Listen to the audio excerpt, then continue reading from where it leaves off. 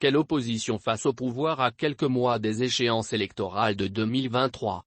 Tarot dans l'esprit de plusieurs leaders politiques, la question a eu le mérite d'être posée, le 2 décembre 2022, à l'ouverture du premier congrès ordinaire du Rassemblement pour la Patrie et la Modernité, RPM. Invités en effet à livrer un message pour le compte de leur mouvement politique, les leaders et représentants des partis politiques amis au RPM ont tenté d'y répondre. Morceau choisi.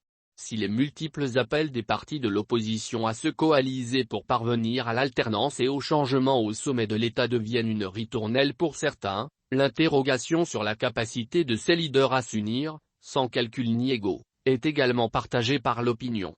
Les têtes de gondole de l'opposition ne manquent pourtant pas d'occasion pour afficher leur foi en la matérialisation de cet idéal d'unité. En rentrant dans cette salle, j'ai lu engagé pour l'alternance et le changement. C'est une adresse à toute l'opposition. L'attitude de l'opposition laisse interrogative. Quelle opposition face au pouvoir en place? Il faut que nous fassions un examen de notre personnalité en tant qu'opposition. Beaucoup d'entre nous ont des comportements d'errance politique et ce n'est pas sérieux. Qui veut l'alternance? Qui veut surtout changement? Commençons par nous identifier réellement, ensuite envisager l'unité, a lancé le président de l'Alliance pour la Renaissance nationale, Arena, Richard Moulomba-Mombo, à l'endroit de ses pairs. Favorable à l'unité de l'opposition et l'instauration d'un pacte de confiance entre les différents partis qui la composent, le parti Réappropriation du Gabon, de son indépendance, pour sa reconstruction, Réagir, estime pour sa part et demeure convaincu qu'il est temps de se lever et de penser l'intérêt du Gabon. Chacun de vous, chacun de nous ici, a fait ce rêve d'un Gabon meilleur débarrassé de l'abomination, de la razzia généralisée de son patrimoine du fait d'un pouvoir sans imagination et incapable de construire l'avenir de la nation. Il est temps de quitter vos égoïsmes primaires qui vous poussent le plus souvent vers la satisfaction de vos besoins personnels, a lancé le chef de file de cette formation, François Ndon-Obiang.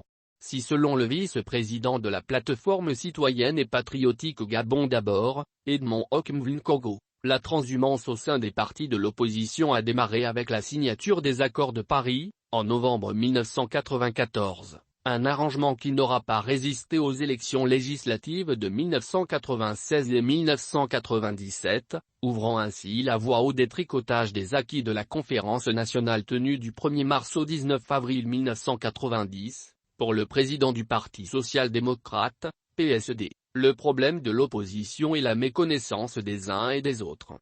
Nous avons devant nous une tâche certainement très difficile. Asseyons et réfléchissons ensemble sur un certain nombre d'objectifs à atteindre. Nous ne nous connaissons pas au sein de l'opposition. Nous passons du temps à nous critiquer à longueur de journée. Si on se connaissait un peu, les choses seraient différentes et aujourd'hui, il faut véritablement tirer un trait. Moi, je propose que nous nous retrouvions et que chacun devant ses militants expose son programme, parce que ce n'est pas l'homme qui compte, mais ce qu'on voudrait apporter aux populations. De tous ces programmes, on s'enrichira des uns, des autres, a déclaré Pierre Claver Maganga Moussavou. Occasion toute donnée pour la présidente de l'Union nationale, Paulette Missambo qui n'a pas manqué de réitérer son appel à l'unité de l'opposition en prévision des élections de 2023 et après.